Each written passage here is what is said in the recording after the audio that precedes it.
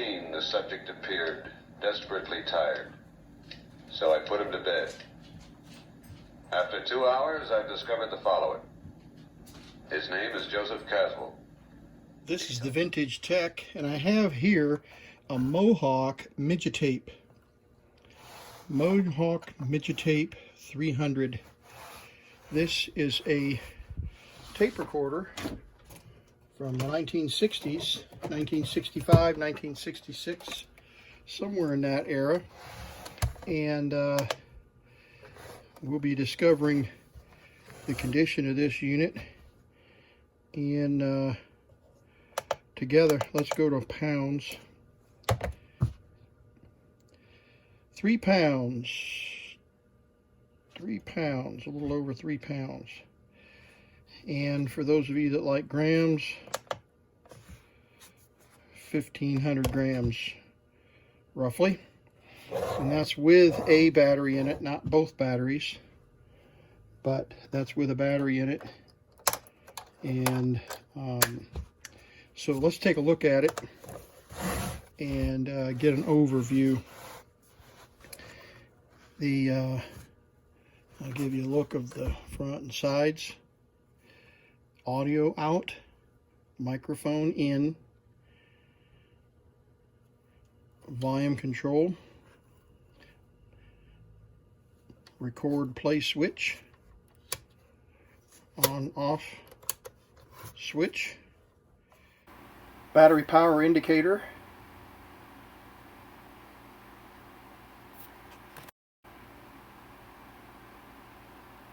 the speaker grill for an optional amplifier, and a hole for the power switch for the amplifier. Do not know what this is. I do not know what that is right there. Might have something to do with these screws, but as you'll see in a minute, it's kind of a mystery. Got a rewind crank that rewinds the tape because it doesn't rewind manually or automatically or electrically. And this unit was a Father's Day gift, by the way, and it came with the tape. These are 2 reel-to-reel tapes put together back to back, much like the Sanyo that I did a video on last week. And we'll be taking this apart carefully and looking at it. Now, this is quite heavy. Well,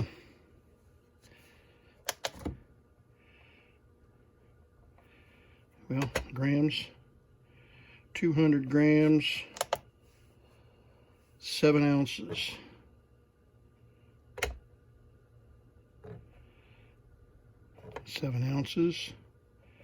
Or pounds. Almost a half a pound.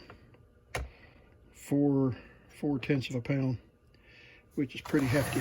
Pretty hefty. You can look and see what's written under model RL. And it will play either way. 45 minutes on this side. Flip it over, 45 minutes on this side. You can see there is a shutter to indicate that the tape is moving. See it? And that actually is also part of the spindle. But so you can see that through the window here. And when the tape is fills up, it gives you an estimate of the amount of tape that's running. And this is full all the way up on one side. So that's the cartridge. No idea what's on that tape. I'm kind of excited to find out as we get a little further into the video. We'll find out. So it was made by the Mohawk Business Machines Corporation in Brooklyn, New York. And you can see that right there on the label. There's the serial number. There's a 300 series, and then there's a 400 and I think a 500. But I believe this is one of the earliest series. The battery compartment opens by pulling these tabs outward There's two tabs. As you'll see in a moment, you're just going to push them open and then lift it up, and it's hinged here. And the holes here are for the optional amplifier speaker. This battery came with the tape deck, and you see the date on there, April 20th. 3, 4, and 5. A T50. The battery pack is a 10.5 volt battery, and it was not rechargeable. And they had 8 1.5 volt cells inside. One of the terminals is corroded. You can see the corrosion, and it broke the terminal tab off of the tape recorder. The tape head, record playback tape head. It is a capstan drive. As you can see, there's the pinch roller, and there's the capstan, the head, and the felt that pushes down on the tape right there. See the felt pads, and then the guides for the tape. So it's pretty straightforward. The drive uses pins on the tape, and it just pushes up in. There's a center pin here on the tape, and that center pin works with the rewind function. It's spring loaded, and when the tape is laying in the machine and in play mode, it's extracted like that. And when you drop it into the machine, it pops up just like that. And when the cover's closed, that pin is not engaged. And the reason for that is that in rewind, you want the entire mechanism to disengage the motor from the reels so that you can rewind them without turning the motor. So that's what that pin does. That pin pushes down on the motor, that red circle right there, and disengages the tape. Let's get into the back side. We'll get this rewind put back. It just looks like a couple of screws. Don't think there's a whole lot more holding it together. So let's get these screws and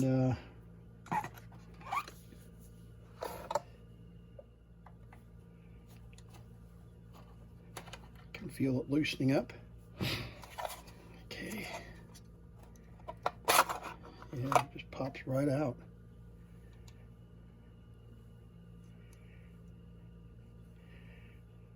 There's an incandescent bulb right there that shines through the case. As you can see, the little window there for the light to shine through. It serves as a ballast to regulate the motor speed, and also when the battery level gets to a certain level, the bulb will go out indicating a low battery condition.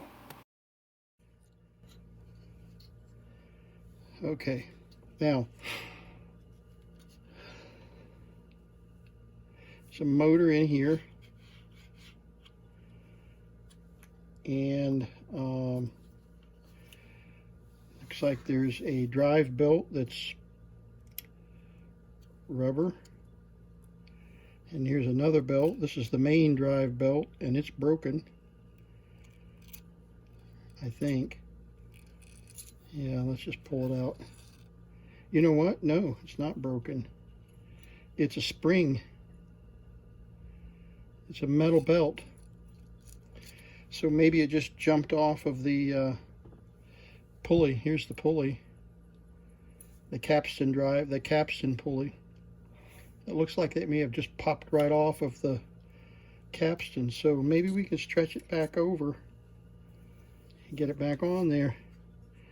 Boy, wouldn't that be great if it were spring belts, because the belts on these, you're not going to go to an electronics distributing place and find these belts anywhere, are you?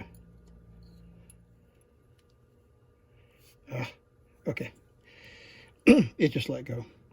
But I'll get it. I'm not worried. I'll get it. Probably unhook it from the motor and then wrap it. I don't know. We'll see. But let's take a look at the electronics.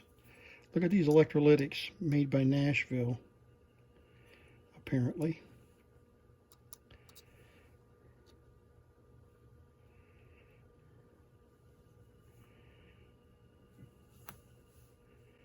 Some very fine wiring right here on this reed switch for record and play.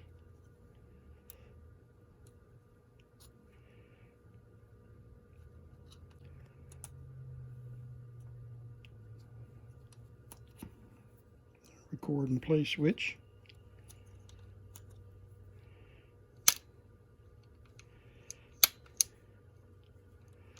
And it is printed circuit of, it's really more just copper tracing, but it is printed circuit, which is pretty cool.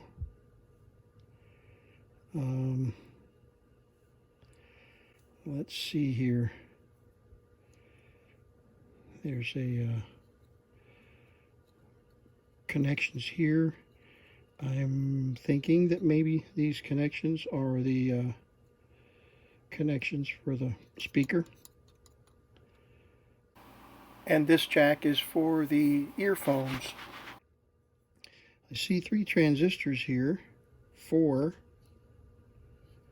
So there's 1, 2, 3, 4 transistors. And then there's a switch here. And that's probably the motor switch right there. Because when it's in that position, it's playing. And when it's in that position, it turns off. So, yeah, that's probably a motor switch. And the motor connections. The switch connections for the motor. Let's get this out of here just so we don't lose it. Okay. The tire is in remarkable condition. It's not gummy. It is a little tacky, which is concerns me just a little bit. But because these usually just turn to goo. And you realize finding a replacement tire would be a pretty big challenge. So we're going to hope that the tire is okay. Mohawk offered an optional external amplifier, and that amplifier connected to these terminals right here. There were 2 power connectors and 2 audio connectors. They're very fragile spring connectors there that the amplifier slid into and contacted. Any further, I did get the belt back on, and it is working correctly. You can see the motor spinning in here.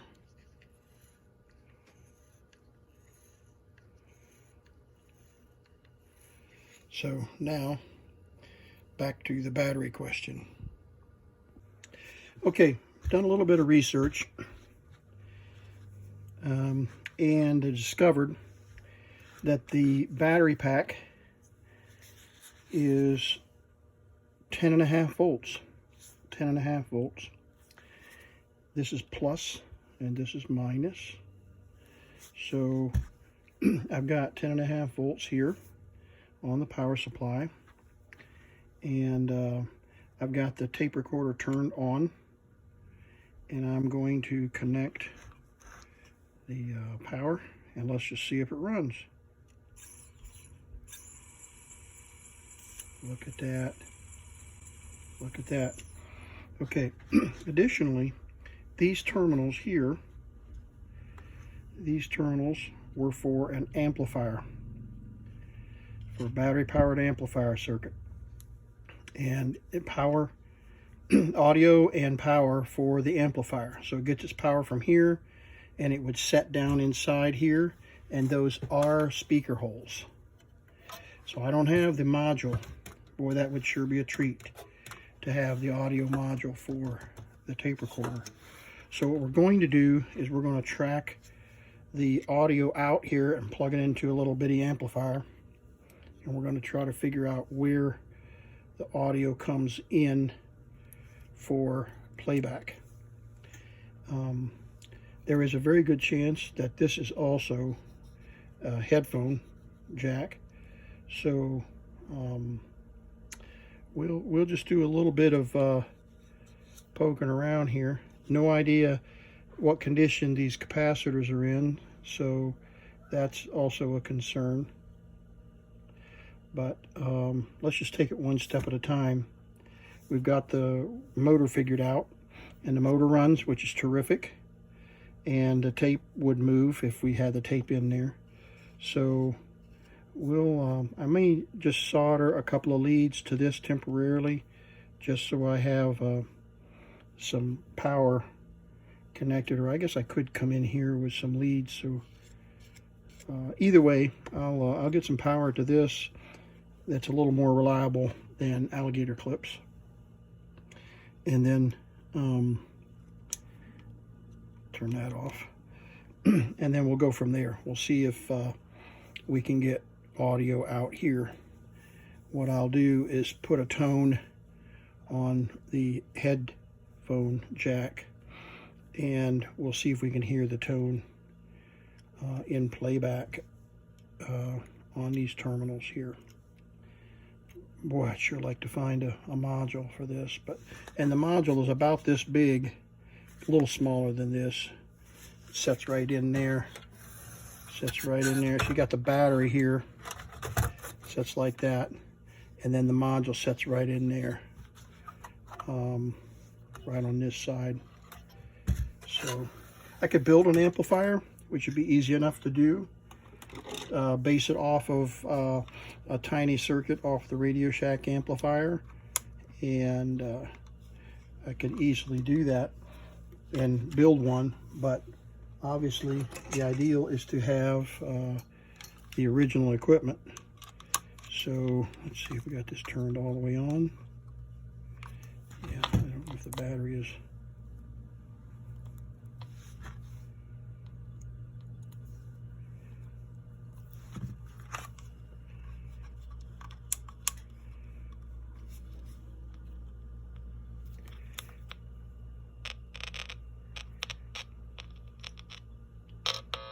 Yeah, we got power. There we go. Okay. So we'll use this to test and see if we can find audio out here while the unit is playing, while the tape is running. So we'll put a tape in, and we'll let it sit there and play, and then we'll check here and see if we have any audio coming out of the tape. So let's get the power thing resolved first. Okay, we've got the battery leads connected, power leads connected, soldered in. We'll hook those to this external battery power, and let's see. Yep, see the lamp? So it's saying the power is on. Okay. Here's the amplifier correctly. Let's try that again. There we go.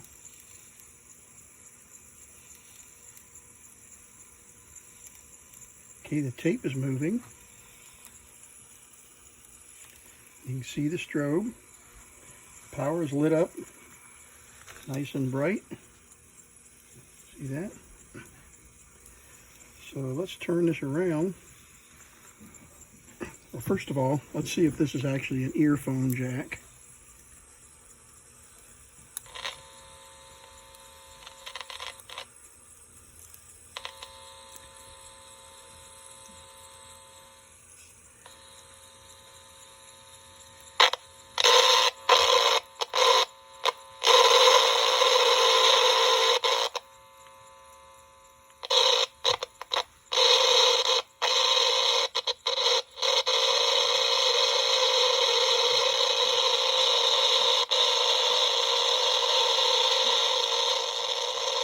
Okay, that's audio because I've turned the volume down here.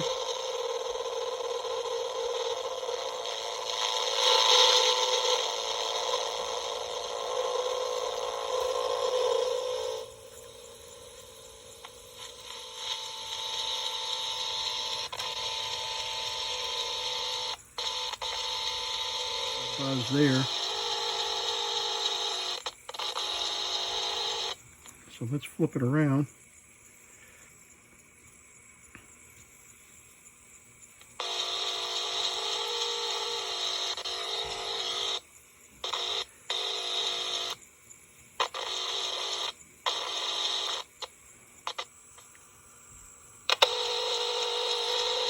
There we go.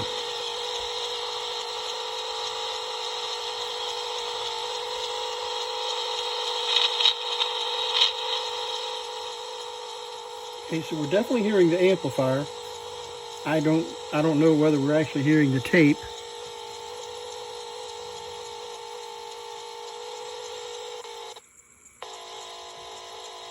That's the amplifier running there.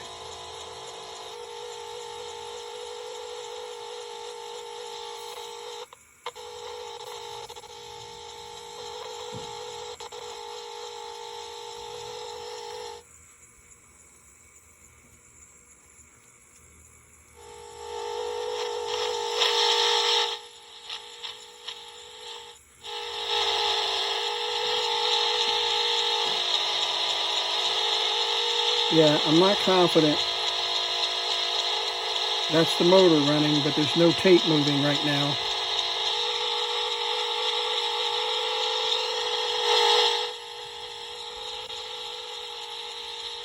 Okay, so let's flip the tape over.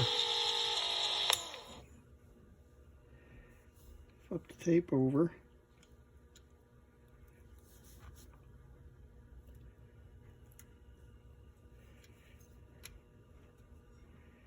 You can see we've got a little bit of tape reflected there.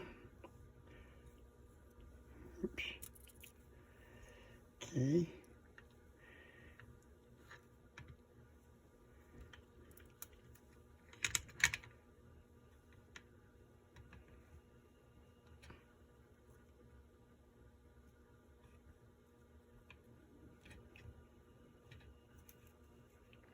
Okay.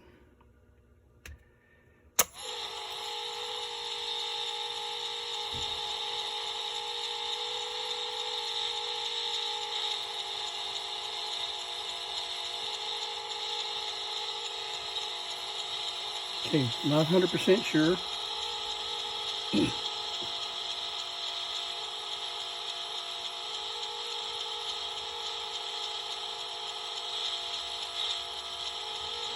That we're hearing audio off the tape.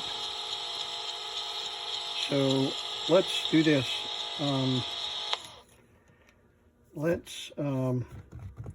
Let's try some audio connections back here. And we're going to run out of tape on this side, so let's flip it over.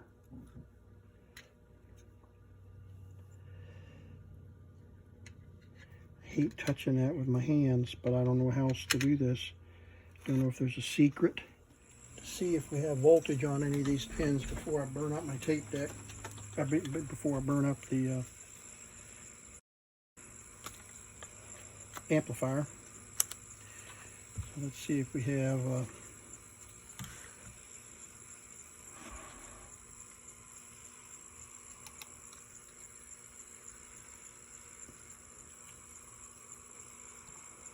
(6/10) 10 volts. So the two bottom ones are the power, and the two top ones are the audio.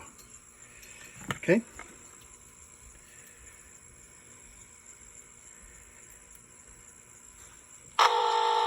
Same thing.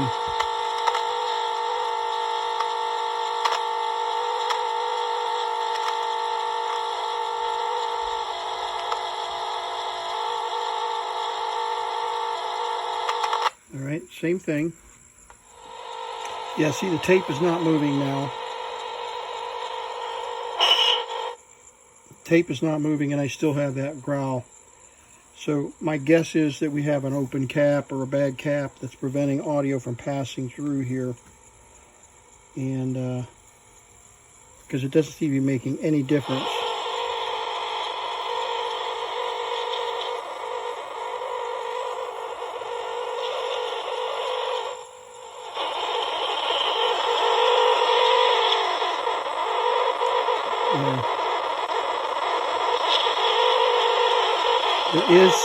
There is hiss.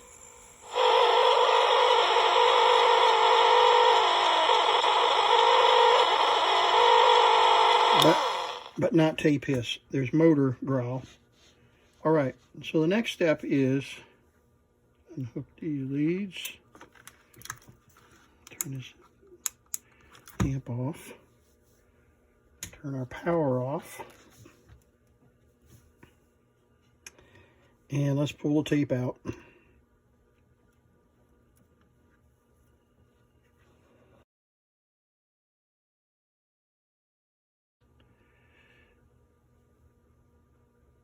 Tape heads are clear. I mean, there's no evidence of any obstructions there. Okay, so we definitely have 1, 2, 3, 4, 5, 6 caps, 7. There's one underneath there. So we definitely need to do a little bit of work here to get the audio back. So I think we'll replace these caps, and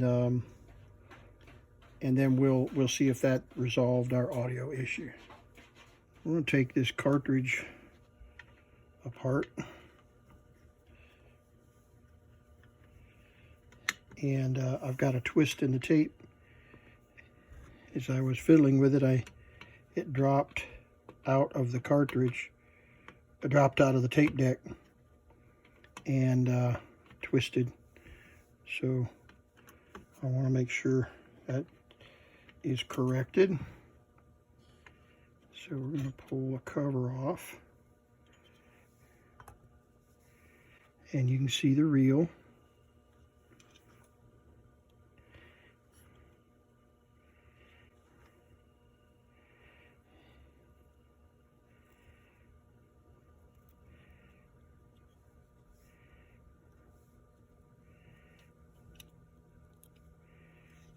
Flip it over.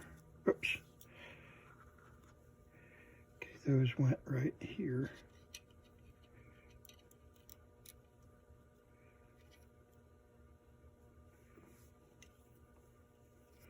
We've got it on videotape in case there's a question. Okay, there we go.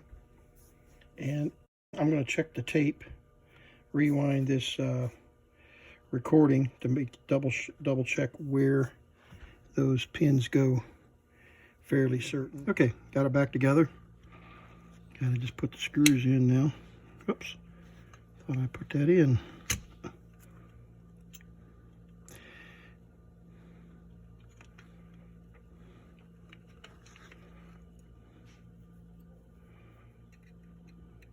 Goes one way.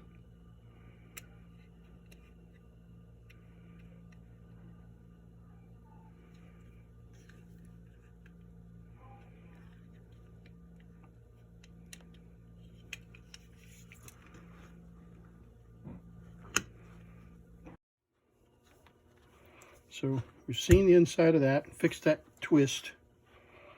So now we've got 1, 2, 3. There's one underneath here. 1, 2, 3, 4.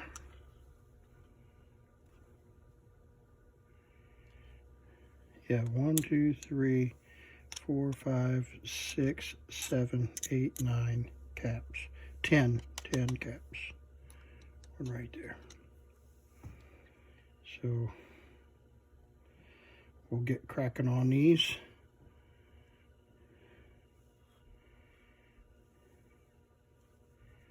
$11 volt, 6 volt, 6 volt.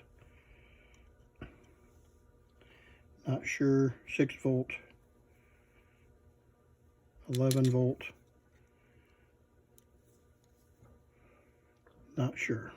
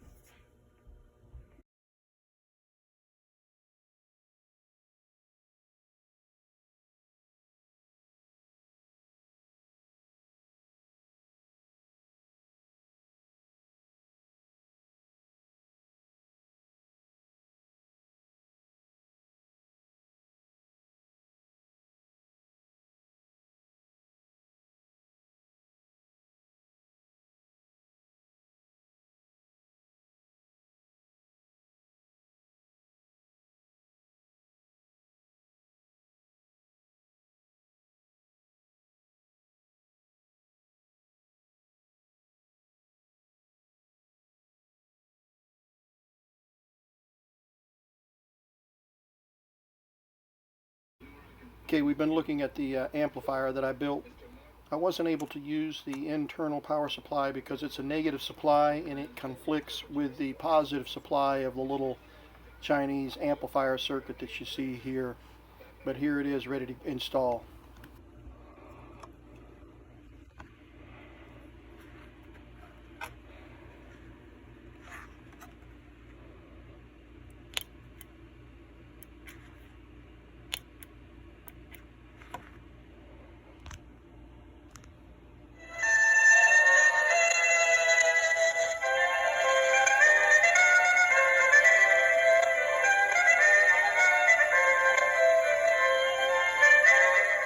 You can see bad places on the tape here. There's some warped places and some places where there's missing oxide material and folded edges. This tape needs to be replaced. That's why we're getting such poor quality of audio. By Mohawk, and we've spent several days refurbishing this particular tape deck, and we got it all recapped and had a little mini amplifier, auxiliary amplifier, and set it inside the midget tape. And I was recording on a Sony microphone and dynamic microphone. So let's call this one and done.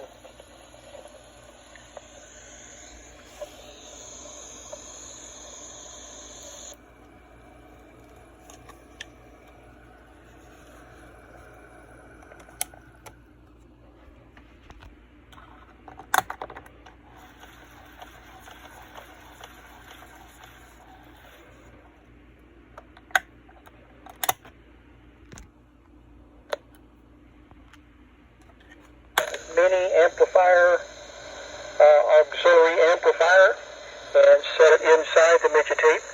And I was recording on a Sony microphone and dynamic microphone. So let's call this one and done.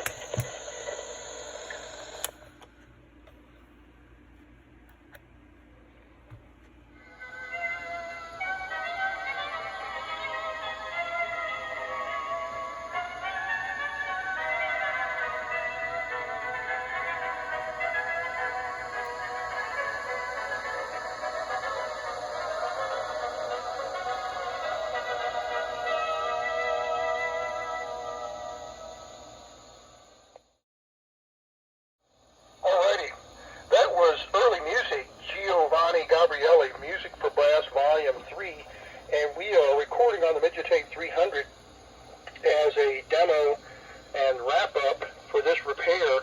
This is a 1960 to 1966 version of the Midgetape 300 Midgetape. This Midgetape was used in the Twilight Zone episode 26 by the professor who played the professor on Gilligan's Island.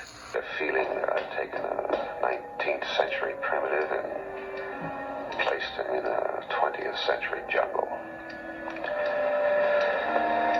And heaven help whoever gets in his way.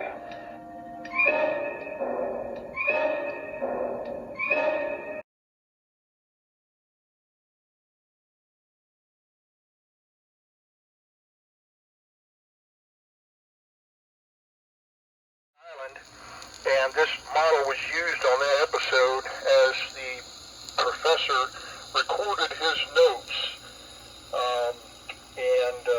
So as a result of that, watching that episode, I was able to locate this Midgetape on eBay. So this is